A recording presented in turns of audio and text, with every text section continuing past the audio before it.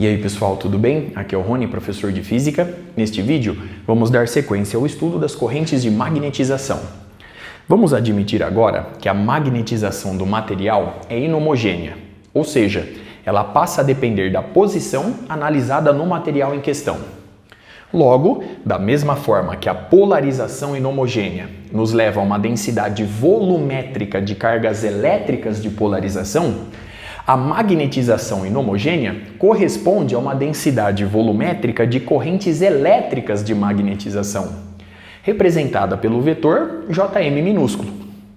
Sendo assim, vamos imaginar certo material dividido em blocos de volume infinitesimal ΔV, dado por ΔX vezes ΔY vezes ΔZ. A magnetização é homogênea em cada bloco, porém, observe o quadro, varia entre blocos adjacentes. Desta forma, não haverá mais o cancelamento das correntes elétricas superficiais entre blocos adjacentes, conforme eu ilustro no quadro. Observe atentamente a face adjacente aos dois blocos em questão, na qual eu ilustro o não cancelamento das correntes elétricas superficiais. Muito bem? Recorrendo agora a essa expressão obtida no último vídeo, vemos que o produto vetorial da componente Z do vetor magnetização com o versor N da normal externa à superfície lateral de cada bloco nos fornece uma densidade superficial de corrente elétrica associada. Vamos entender melhor a aplicação dessa expressão em cada um dos blocos agora. Eu vou aplicar esse raciocínio para o primeiro bloco. A partir daí, basta você generalizar o raciocínio para os demais. Então vamos lá. No primeiro bloco, na face traseira, o versor N está orientado em oposição ao eixo X. Na face mais à esquerda, ele está orientado em oposição ao eixo Y. Na face dianteira, ele está orientado a favor do eixo X. E na face mais à direita, ele está orientado a favor do eixo Y. Efetuando agora o produto vetorial entre a componente Z do vetor magnetização com o versor N da normal externa, eu reforço, a superfície lateral de cada bloco, nós vamos obter a densidade de corrente elétrica superficial associada. Vamos entender agora a sua orientação. Observe a figura. Aplicando a regra da mão direita ao produto vetorial em questão, vemos que, na face traseira, a densidade de corrente elétrica associada está orientada em oposição ao eixo Y. Na face mais à esquerda, ao aplicar a regra da mão direita, vemos que a densidade de corrente elétrica superficial está orientada a favor do eixo X.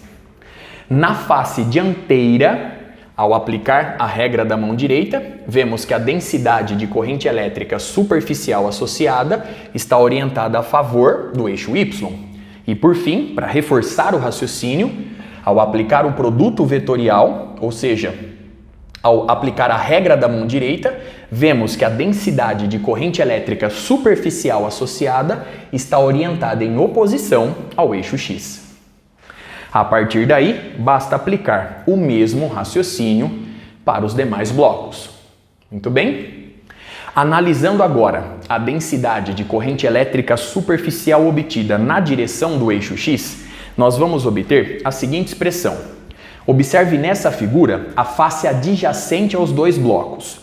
Nós temos a densidade superficial no primeiro bloco em oposição ao eixo X e no segundo bloco a favor do eixo X. Consequentemente, eu posso escrever essa variação da seguinte forma.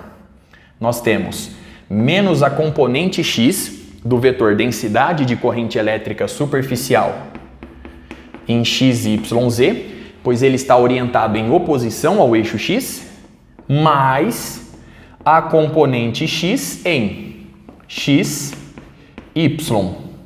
mais ΔYZ. Pois agora essa densidade superficial está orientada a favor do eixo X, conforme eu ilustro na figura.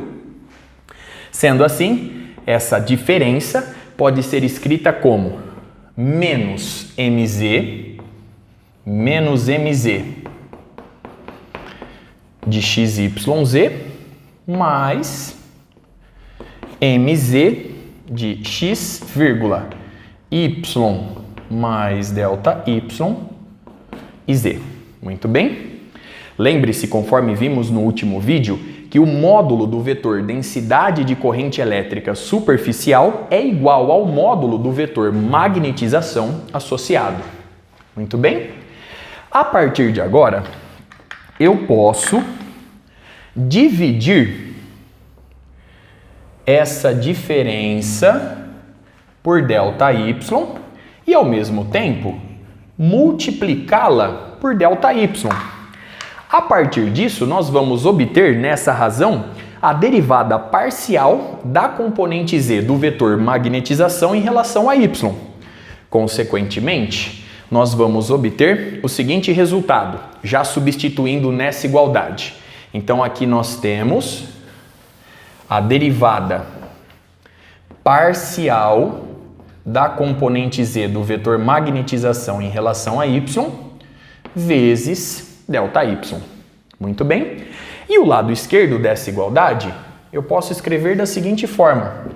Eu posso escrever como ΔJx, a variação na intensidade da componente X do vetor densidade de corrente elétrica superficial associada. Muito bem? Multiplicando agora ambos os membros dessa igualdade por ΔZ, você vai obter a igualdade ilustrada no quadro. Muito bem? Recordando agora que ΔJx vezes ΔZ corresponde à intensidade da corrente elétrica associada, representada por ΔI, vemos que ΔI corresponde à derivada parcial da componente Z do vetor magnetização em relação a Y, muito bem, vezes ΔY vezes ΔZ. Muito bem? Vamos dar agora o devido destaque ao resultado encontrado. Portanto, a intensidade de corrente elétrica encontrada, representada por ΔI, é igual à derivada parcial da componente Z do vetor magnetização em relação a Y, vezes ΔY vezes ΔZ. Observe que essa corrente elétrica está fluindo através da área ΔY vezes ΔZ. Muito bem? Nós podemos agora analisar a segunda contribuição da componente X do vetor densidade superficial de corrente elétrica recorrendo a essa figura. Observe atentamente, mais uma vez, a face adjacente aos dois blocos.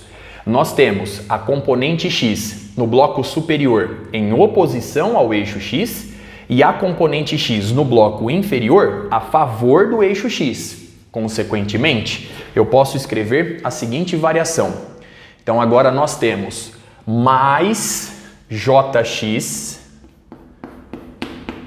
de XYZ menos a componente X em XYZ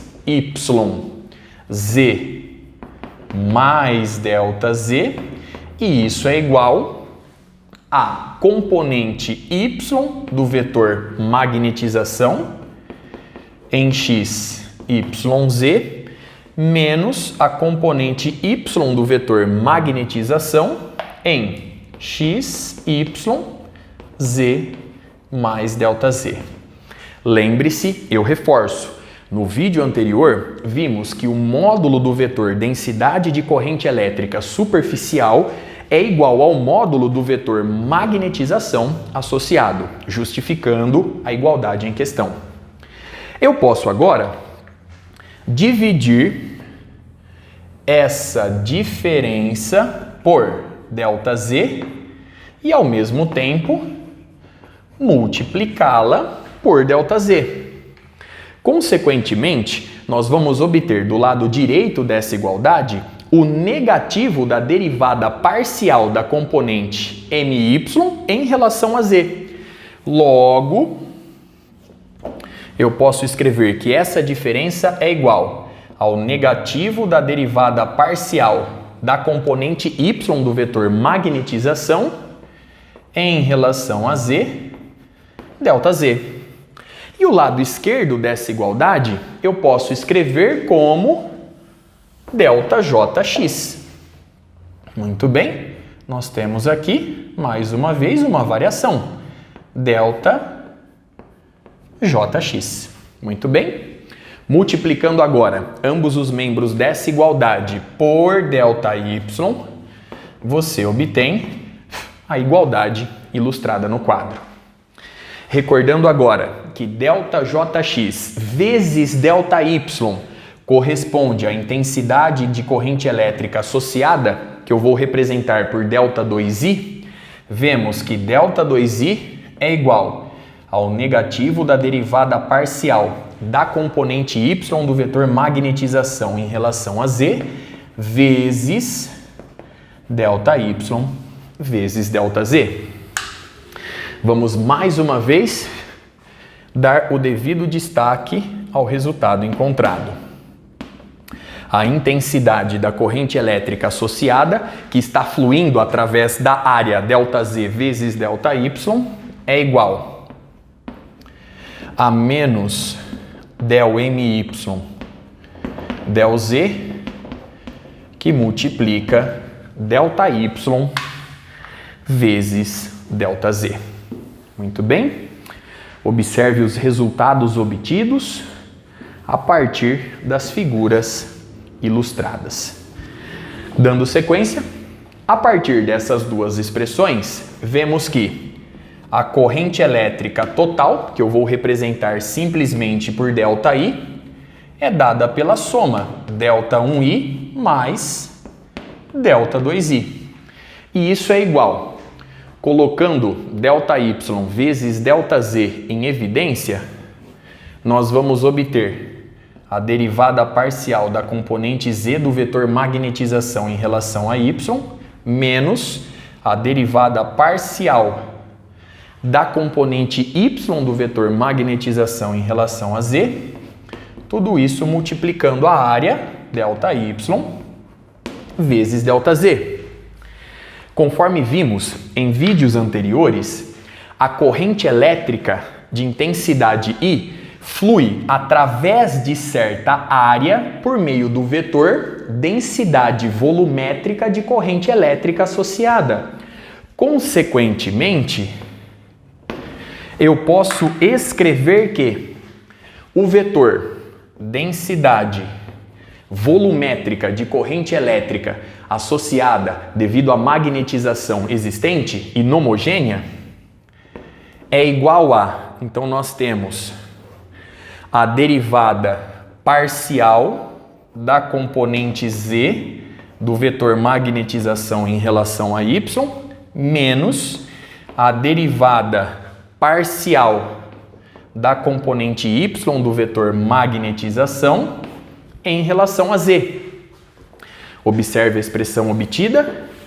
E essa diferença, conforme vimos no estudo do rotacional, corresponde à componente do rotacional, corresponde à componente x do rotacional do vetor magnetização.